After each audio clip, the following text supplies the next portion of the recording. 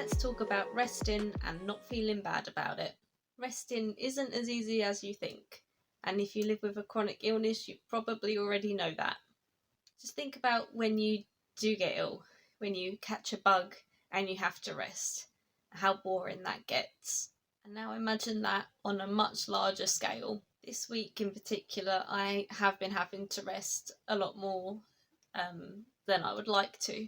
On Tuesday morning, I was having seizures, but they sort of died down a little bit as the morning went on. And I really wanted to shower because I wanted to freshen up. I don't think having the shower necessarily brought on more of the seizures. It did tire me out, and then I had about 3 or 4 seizures in a row once I got back in bed.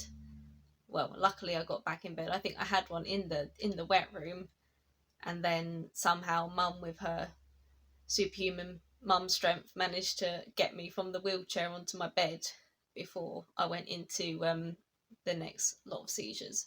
So I felt all nice and fresh for about a whole 5 minutes, and then suddenly I was all hot and bothered and sweaty again. Wednesday, I barely remember it. Wednesday's quite a blank for me. Thursday I woke up and I thought, today I'm going to have a shower again. But I could barely keep my eyes open. I was so tired yesterday that I just kept drifting off to sleep, but was then having seizures during my sleep, so kept waking up from them. So I just couldn't face a shower. I was so knackered. And then Friday, today, I've managed to have a shower. I washed my hair. I did get back into some clean pyjamas, so I couldn't be bothered to actually get dressed because I knew that I was going to have to get back into bed again. But at least I've managed to have a shower today, and I haven't just instantly fallen asleep after. But there's really no need in feeling bad for having to do nothing.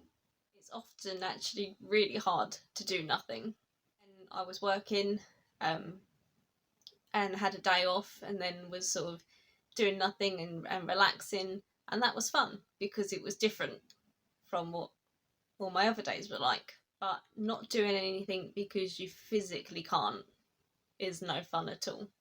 Or is knowing that you should stop and pace yourself and not overdo it on a good day. In your mind, or at least in my mind, I want to get on, I want to do things, but my body is saying the complete opposite. Do whatever you have to do to take care of yourself, to recover and get stronger, no matter how long it takes and how much rest you have to do to get there. You're not lounging around doing nothing, you're resting for a good reason. Don't feel guilty for taking care of yourself. You didn't expect to be living this way, so don't be hard on yourself for it. I think I'm kind of making this video a bit similarly, I